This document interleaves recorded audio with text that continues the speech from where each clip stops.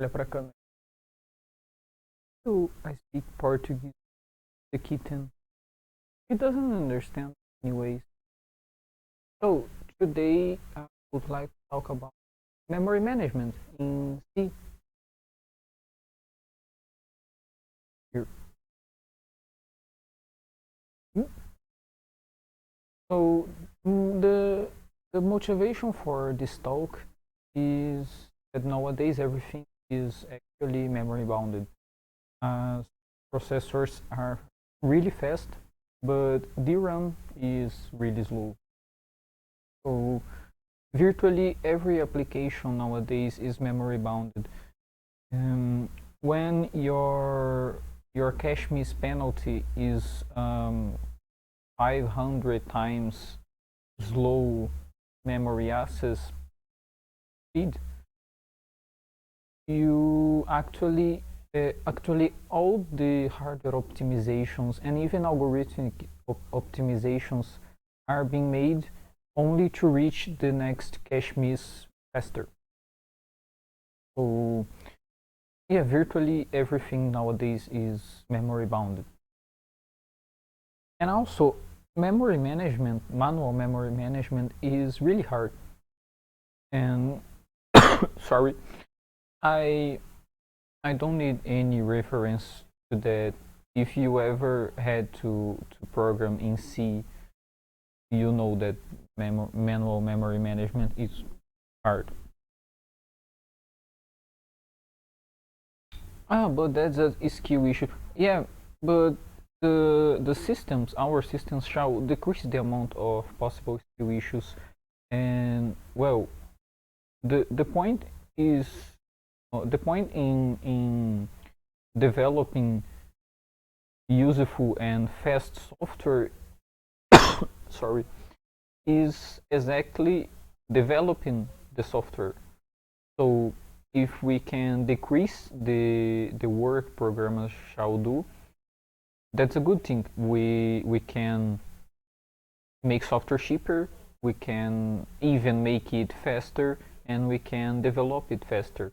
So yeah, the point in saying that manual memory management sorry the point in saying that manual memory management is hard is a skill issue. The point in saying that thinking that manual memory management is hard is a skill issue is just useless.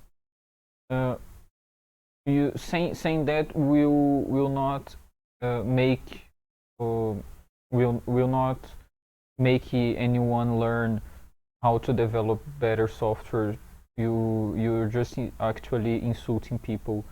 So I think we should we should actually aim to actually learn techniques and even develop newer systems, maybe newer programming languages that make our programmers' life easier and still make possible to develop faster software.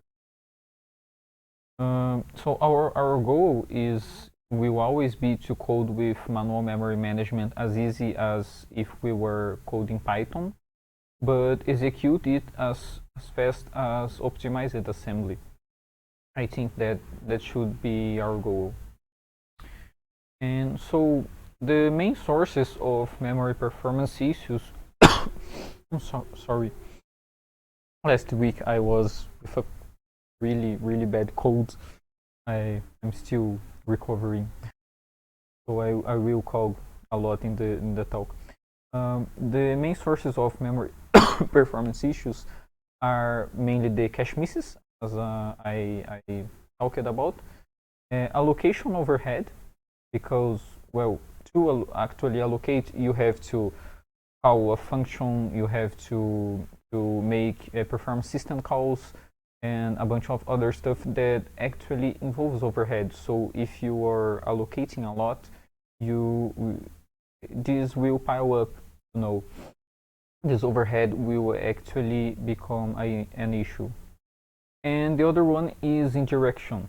So I mean, if you have a pointer to a pointer to a pointer to your actual value, you have to perform three memory access to access this value, and the indirection is not good,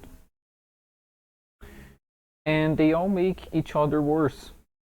Usually, more indirection means more cache misses, exactly because you first you are not reaching directly your data, and second because there are more pointers that you want to be in the cache, so more value in the cache, more cache misses.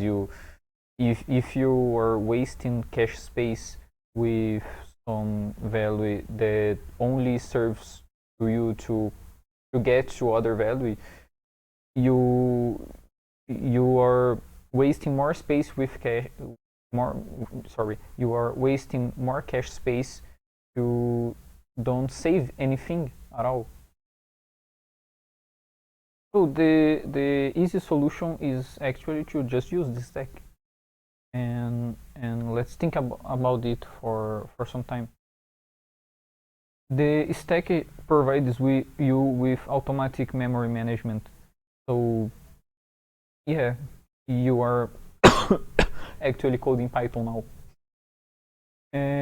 And the rest of your data is near, because the stack is sequentially in the memory, in the virtual memory. But I mean, most the operating system will try to keep your stack pages aligned, so and it will inside a page, it will be aligned anyways, so align, I mean ordered in the memory, so the rest of your data will be nearer than if you are using the heap, exactly because the heap will lies in another page at all.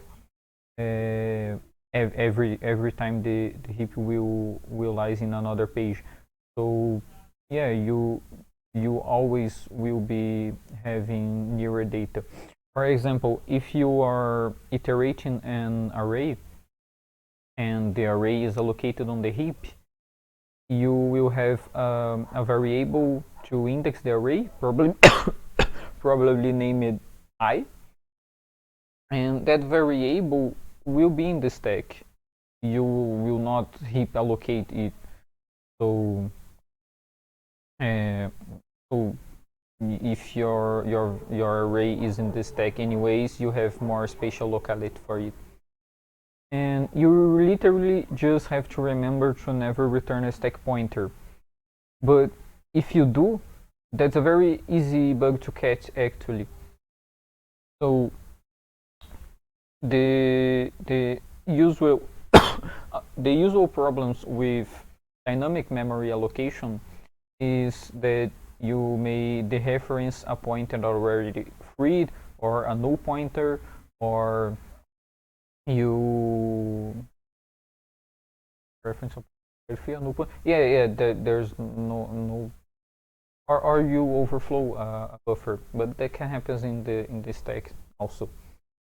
But in the stack, if you ever return a pointer to the stack, that's a very easy bug to catch, because if you use Volgrind or any I don't know, maybe ClangG can, in any of those static analysis tools, you can easily catch the problem. And this type of bug has a pretty common appearance, because the value usually changes without your code actually changing it, because that pointer, the stack frame where that pointer was overwritten, so it is the code is using it again, and so I think it's easier to catch that type of bug than most other memory issues. especially when they do not occur that often. So we can agree that the stack reduces both cache misses and programmers' mistakes. So that's a good thing. And also, pass by value is not that expensive. There is a myth that pass by value is always more expensive than pass by pointer or by reference. But actually, if you don't have to copy a lot of values, that's not true. And inside the stack, copying to called functions is very easily optimized at the assembly level, and most compilers will do that for you. So if you have a variable a, an integer variable a that will be passed to the next function. If it will be passed by a register, probably the optimizer step of the compiler will just allocate it in the register, and in the register that will be used to pass the variable, and then when the other function comes in, it's already there. So you didn't have to actually copy anything. And if it's passed in the stack and not by register, it's the same thing. You just leave that value there when you call the function. So, and also it's more readable. So I have this code example where we have a struct vector2 with two integers, and if you check the second version right in the bottom, that code is much more readable because it looks like a simple math formula, and you can use the vector2 struct as if it were an integer. So it's easier to understand, and it's more easy to adapt the code because you will just be copying some values between the functions instead of having to manage where those values actually live. In the first one, if you need the old value of the vector v, you would have to copy it to another vector, and you have to allocate them both, and others. You are not using it as a mathematical value. That's what I would like to say. And keeping programming near near mathematics is actually a good thing. All the more high level programming languages are usually functional programming languages, and so when you can keep the code looking like just passing some values around functions instead of managing the memory itself, it will be very easier to understand. I already talked about it. And if you are passing by value, you could even allocate some of the values on the heap, and then you would have to copy from the heap to the stack. But if you are performing some kind of indirection by allocating it on the heap and passing by pointer, you would have this overhead. So I don't know. There's simply no point in allocating that kind of simple value in the heap. So the problems with this approach is that first, the stack is limited to ulimit -s multiplied by 1024, usually 8 megabytes. In my system, I think it's exactly that. It's exactly that, 8 megabytes. Which is kind of huge, to be sure. I mean, if you're coding in C anyways, you are probably not even near a megabyte of this stack. And as I already said, you cannot return the pointer. So if you have some kind of algorithm that you really need to return the pointer to the value, you would have to adapt it, or just don't use the stack anyways. So let's address the second issue of not being able to return the pointers to the stack. So this pattern, I would say, is kind of common because it looks like object orientation. Like you get a pointer to a type of struct with the allocate some struct function and some parameters. You do some stuff inside the main function. It's called main1 because I wrote this and the next one in the same file, but anyways. So you do some stuff, you call functions with my struct, and note I say we call functions with my struct because my struct is a pointer to some struct and not some struct. And in the end, you free some struct and you just end. So I will explain why this is done with the next example. This is better, and this is exactly the same, but the only difference is that your memory is lying in the stack and not the heap. The point is that in this example, the lifetime of the myStruct object is the entire program. The entire program lifetime, because you allocated the object in the main function, and in this case, I mean, for the useful part of the program, not the boilerplate, the object is allocated in the main, and it's freed on the main function too. So you can just keep the value allocated on the main stack, and it will be the same lifetime also. But this has the advantage of allocating it on the stack.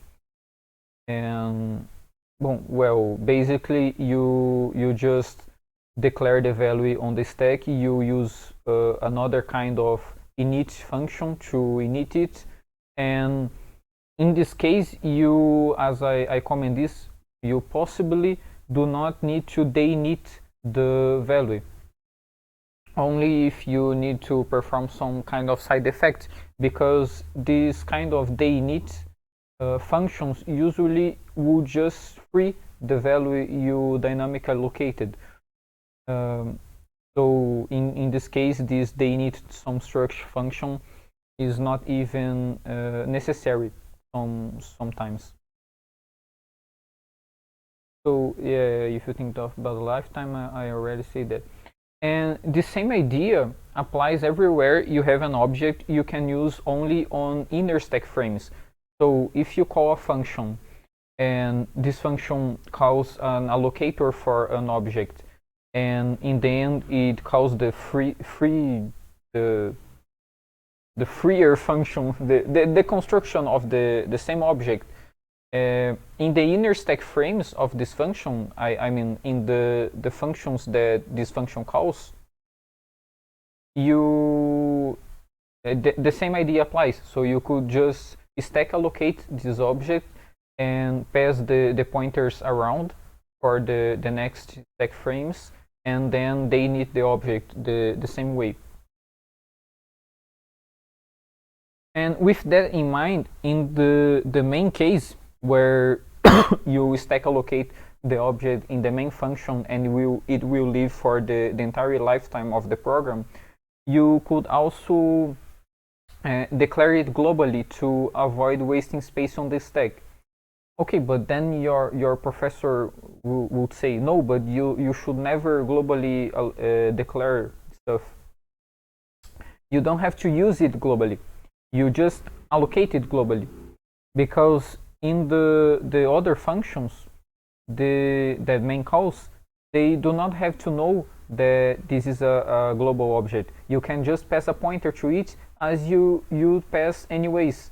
So you treat it like it was allocated in the main stack frame, but it's actually a global object.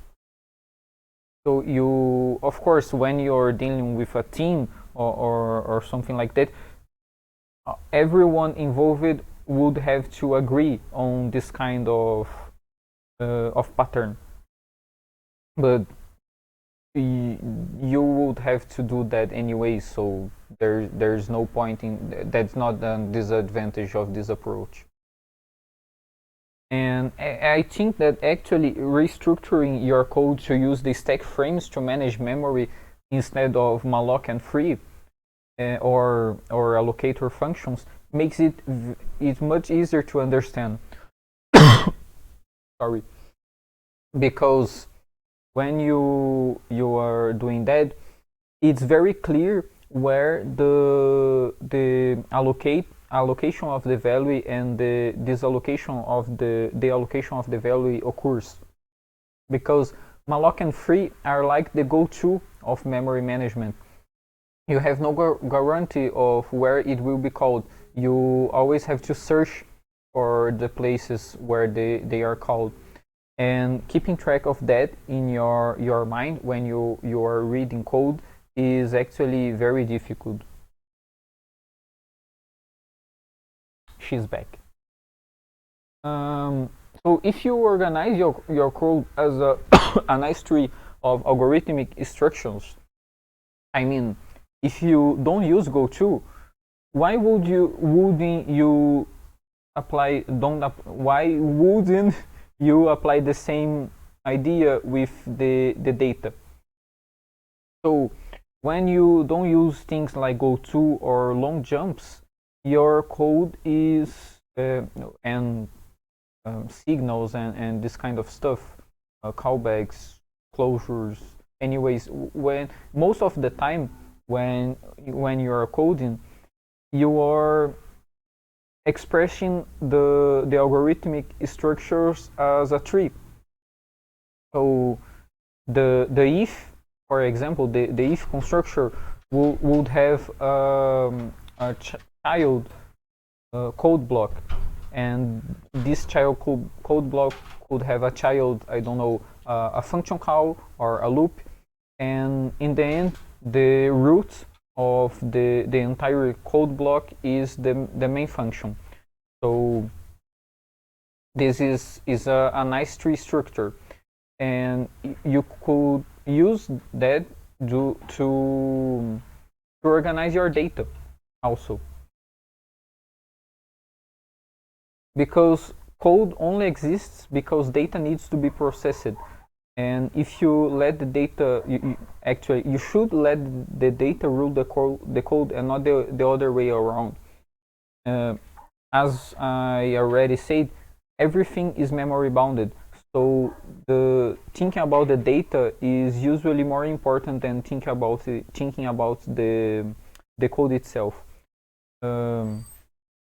That's exactly why sometimes in modern processors you would usually like to use a square n squared algorithm instead of a linear one, for example, because your input is smaller and the squared is easier on the pipeline, for example, or easier on the branch predictor. So or easier on the cache. So if you let the data rule the code and not the code rule the data, you can have a better organization of your memory management model. And talking about the stack limit, I actually lied when I said it was a limit, because you can increase it with set error limit, but you have to perform a syscall and it's kind of complicated. Nobody knows how to properly make that, and you have to choose a value for your stack. So just don't do that. So let's actually just don't allocate much pages for our stack. Let's just not make it reach 8 megabytes. and that's that's much easier than it sounds, because 8 megabytes is pretty huge. So first, huge recursions should be strictly forbidden, but small ones are allowed. Just because if you have a huge recursion, you would reach 8 megabytes faster, and you have to stack allocate less things. It's as simple as that. And the rule of thumb for choosing recursions should be, this recursion makes it faster. So if you are ordering, for example, you would probably choose some fancy n log n algorithm that performs the like merge sort or quick sort, that performs the ordering very fast, and those algorithms are inherently recursive. So in this case, you would have to use the recursion anyways. But in those cases, those recursions are usually not very deep, so you can control the size of the stack very easily. And the second rule, will it finish soon enough? So you can control you should have the control of whether it will stack overflow or not. And when talking about C programming and memory and manual memory management, we are programming for the machine anyways, because if we were programming for the programmer, we would be using Python. So there is no point in saying, oh, but making this recursive is more readable or something like that. No, you just want to use loops because they are faster. If you were to use this kind of reverse optimization in the code, you would probably just choose another language. I would choose Go probably, although you shouldn't really make recursions in Go, because there are no optimizations for it in the compiler. And also you should notice that tail recursions are not proper recursions, so they are actually allowed, because any C compiler nowadays can optimize those. It's not that hard actually. I think Lisp has tail recursion optimization before C even existed, so that's not a real problem. Tail recursions can be treated just like any other loop. Okay, but sometimes the stack is just not enough. So you will reach 8 megabytes if you keep using the stack. So you should use the heap anyways. And let's talk about what we can do in those cases. There are we will talk about actually three main use cases for the heap, because these are the ones I can say what you can do. If you have something that does not live in this kind of cases, I can tell in this talk what you should do. You would probably just code what you used to do with malloc and free and etc. The first one is resizable arrays. The second one is a pattern that occurs mostly in compilers and in render loops and those kind of software, where you have lots of small lived objects that needed to be propagated backwards in the stack frames. So you cannot just use the stack. You have to actually dynamically allocate them. And the other are the linked objects, because they are usually you wouldn't, I mean, you cannot implement a linked list, for example, without dynamic memory allocation. It is just not algorithmically possible. So if you need to resize a lot an array, there are two main reasons. Or you are just doing it for convenience, so just use Python anyways, or you are actually dealing with a very complicated problem where there is nothing you can do. And the second issue just doesn't have any solution. Patience, you will have to deal with cache misses anyways. So yeah, there's nothing you can do. And the first issue means you are not optimizing enough. And I will tell some examples. So first, you may actually know the size of the array, but for convenience, you just doesn't pre-allocate the size. For example, when reading files in C, instead of, I don't know, reading char by char and incrementing the array when necessary, you can just call those string manipulation functions to get the size of the file, then pre-allocate everything and then reading everything there. Or you may actually want to use something else because you are not being algorithmically efficient. So you may actually want to use a tree for what you are trying to do, or you actually may want to use a rope and the or any other structure. And this actually does happen in when you are also not needing to resize a lot the array, but move the elements from the beginning to the back and so back and forth inside the array. For example, lots of priority queues or priority lists or those kind of stuff are implemented with heaps, with that binary tree. Because if you were to implement them with arrays, basically every insertion would be linear. So implementing with heaps, you can perform logarithmic insertions. But if you really need to resize arrays a lot, first you do it in chunks. you never go from, for example, an 8 sized array to a 9. No, you go from 8 to 16, to then to 32, or you can, if you really wanted to, you can study the behavior of your application and come on and with a very good heuristic for how the array should be resized. But usually just doubling the size is good enough. So yeah, and you never shrink it, because why would you shrink the array? No, serious. Why would you shrink the array? If you are coding for an embedded device that does not have memory and you actually need that memory the array is wasting, okay, but this talk is not for you, because we are talking exactly about managing memory in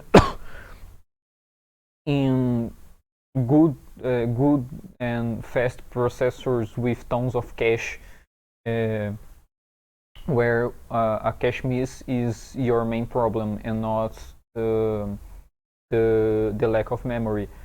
So when we are talking about this, why would you shrink our array? I cannot understand. Like, your application, I already had to use that amount of memory.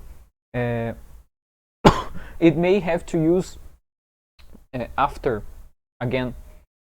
So if you shrink the array, you would just have the overhead of shrinking it, and then when you have to use that ton of memory again, you would have the overhead of resizing it again, of expanding it again.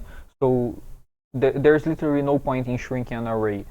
When I found when I read a C++ code base, and they use in the vectors that method shrink to fit, I don't know, I just have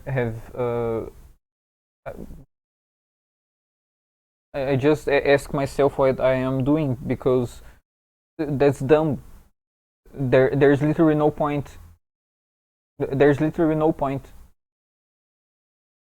So sometimes it also may be useful to create fixed sized arrays and linked list them.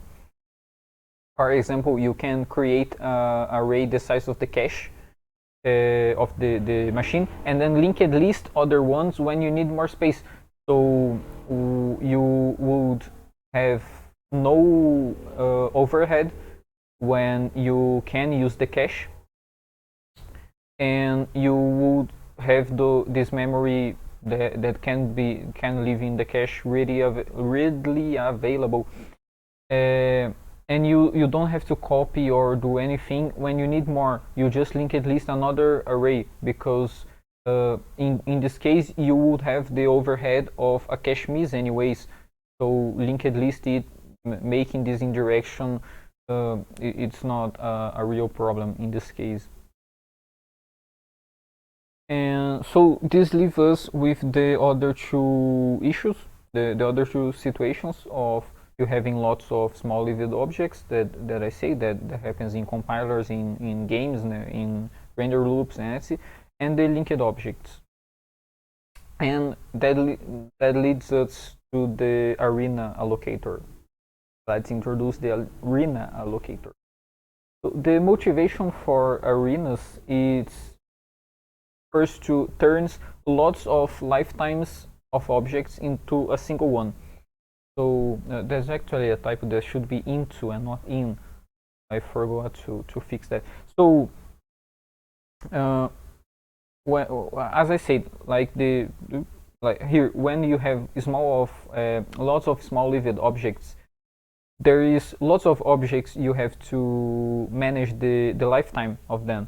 So find out where you should call the free function for them, and etc. So let's actually, if that's not a huge overhead in the memory usage, let's just make them a single lifetime. So when you first when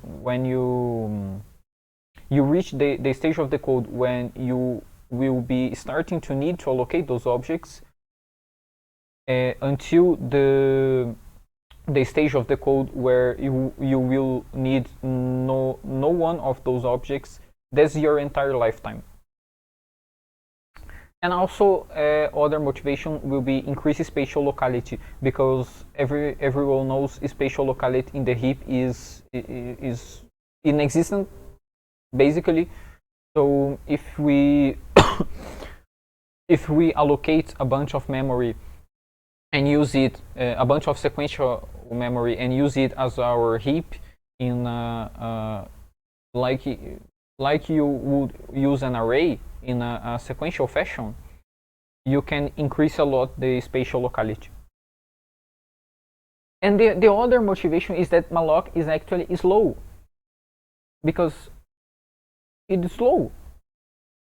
I know the malloc uses sophisticated algorithms. Like in Linux, in GNU Linux, the implementation of malloc is the DL malloc, I think, and probably Clang optimizes malloc to sometimes to a built-in function.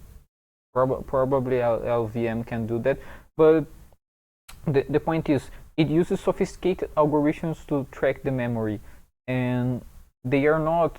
I mean, they are pretty fast, because there were a lot of development in making it as fast as possible, but it is not as fast as a stack.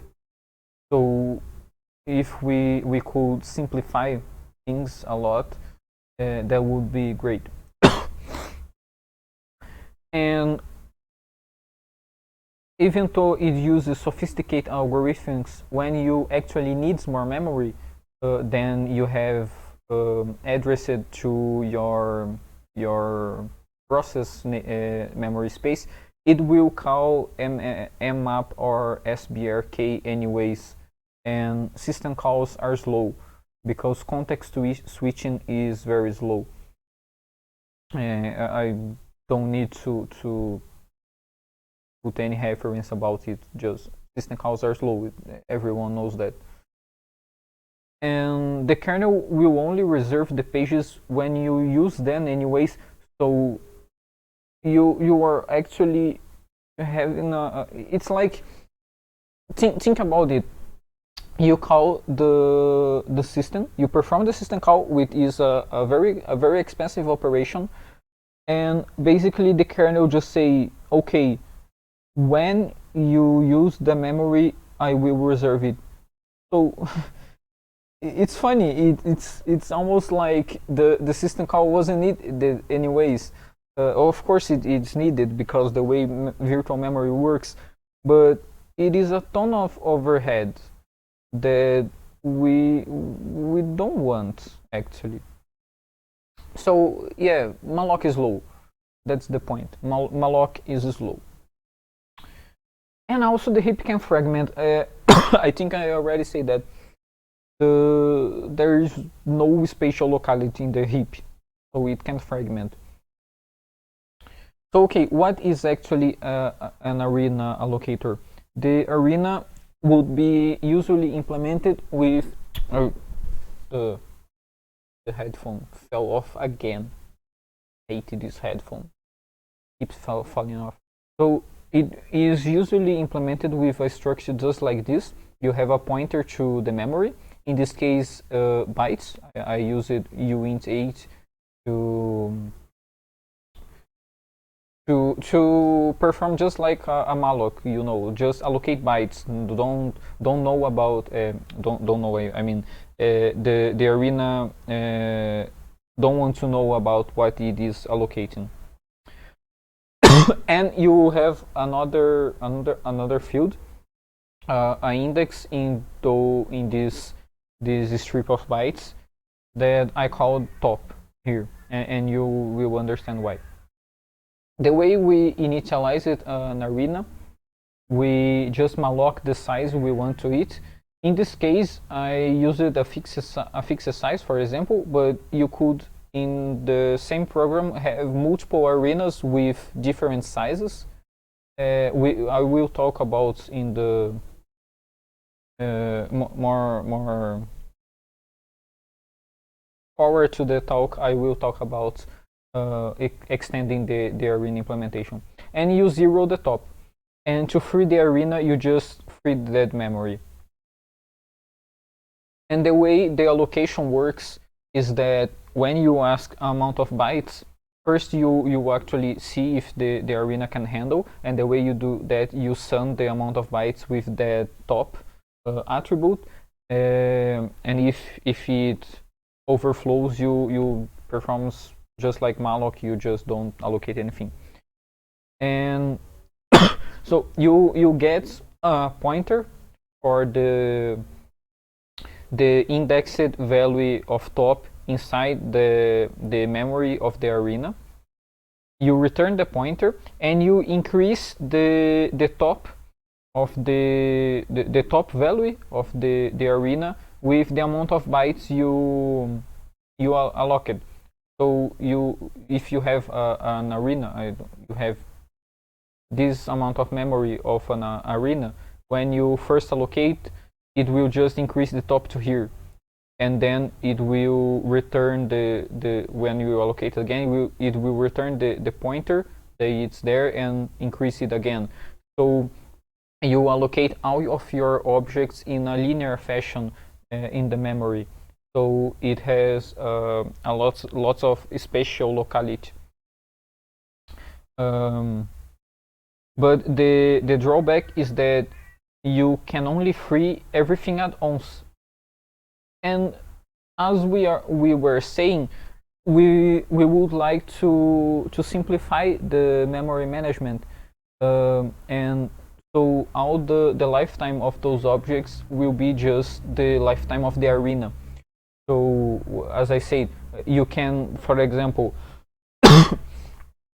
allocate an arena in the beginning of a render loop, and the render loop will just use it to allocate the objects, and in the end of the render loop you will don't use any of those objects again, so you just free the arena. And all the other ways you could free the arena is just setting the top pointer to 0. So you could have a static arena that you use between render loops, for example, or in other kinds of applications. I think the pattern here is explained well. So they work just like a stack actually, because you just put stuff there and then you free everything. And you can also extend them, as I said, like you could implement the allocation of the memory with mmap and or sbrk, so you avoid the malloc. If you use sbrk, you cannot use malloc as far as I know, because using sbrk manually would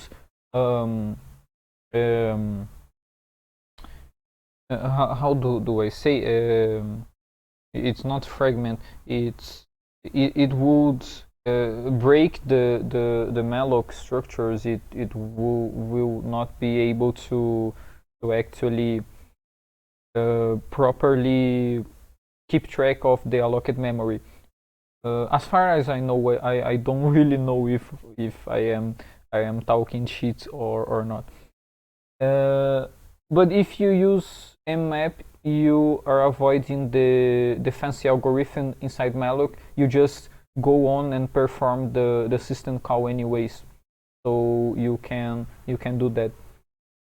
Or you can use linked list. So if you don't know how much memory you will need, you can just allocate, or I may say, if you don't know the maximum amount of memory you will need, you can just allocate one arena and have a pointer to a next one. So when you use all of the memory, you allocate another arena, and that keeps some special locality, because inside the arena you have, inside each of the arenas you have a special locality, and the amount of overheads of allocation is less than using malloc to alloc everything, just because you would have to allocate with malloc or mmap or anyways only when you actually need a new arena. And other thing you can do is memory align it. So in this case, you can have arenas that allocate just a single type of object, and then they are memory aligned properly. Or you could manually memory align the pointer in the arena inside the arena allocation. That will not be too expensive, and it will probably increase performance in architectures that likes to memory to access memory in a aligned fashion. And the problem with arenas arises when you need to dynamically allocate objects and their lifetime ends before the next similar allocation. Think about network code. In network code, you usually don't want to networked code. You usually don't want to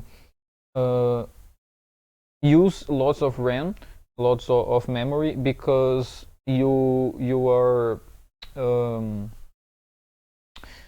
you are running the code in a service provider, in a cloud provider, and you pay for RAM. So you don't want to waste those RAM. So what do? You for each request you allocate the objects it needs for the request, and it will be, I don't know, just a single allocation, or a couple of small allocations. And then when the request is responded, you just deallocate all of them. The arenas are actually cheap for this use case. They do not perform well for this. So yeah, there are some some kind of use cases the arenas are really not good. Or if you have, I don't know, huge data structures with lots of linking between nodes, like huge graphs or huge trees, where you don't allocate. With trees you usually can allocate them with arrays. That's kind of hard. It's more hard than the naive approach of just using nodes like in linked lists. But if you have those and you really need to free the memory as soon as possible, the arenas are not good for that. So in that kind of situations, you probably just have to use malloc.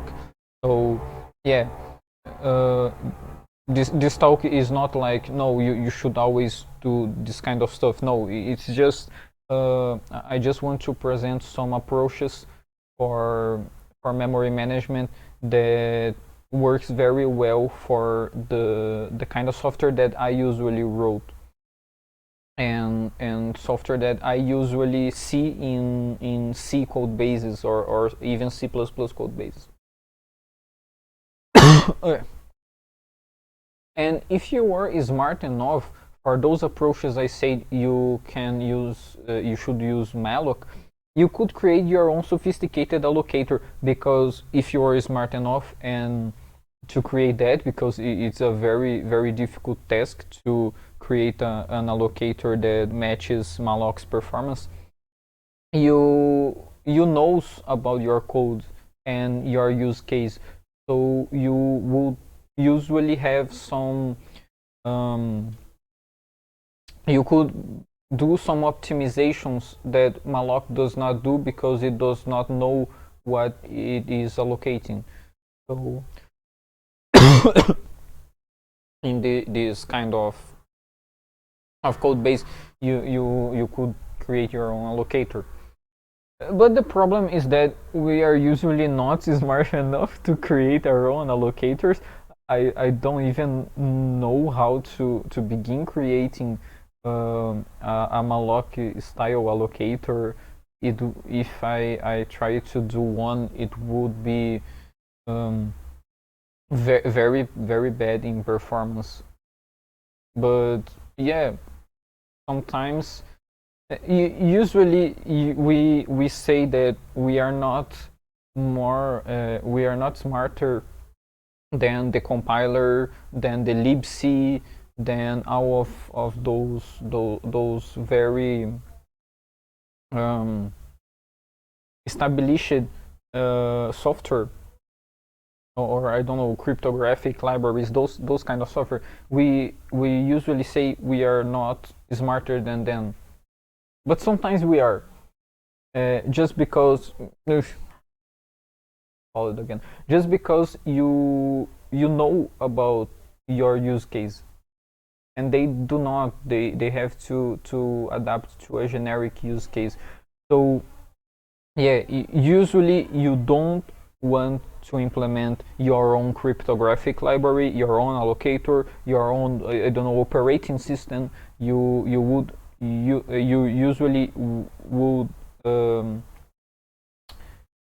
you usually want to just use OpenSSL and use Linux and use malloc. But sometimes you actually is smarter than it. Sometimes you are smarter than the compiler. It just don't usually happen, and when it happens, it's because you have to optimize something very hard, and then you are just I don't know, you were a doctor in the area. Like, if your entire life is devoted to studying operating systems, and you are presented with a task that you need a very optimized operating system to solve the problem, you would implement a new operating system because you are actually smart enough to do that. but yeah, usually we are not. Yeah. So yeah, that's it. That question slide is actually because uh, I created these slides and this presentation to be done live. So I did this cute questions slide. But if you have any question, you can reach me in the YouTube comments or in Twitter or I don't know, Instagram, email, uh, smoke signals in my window. I don't know. Anyways, that's it.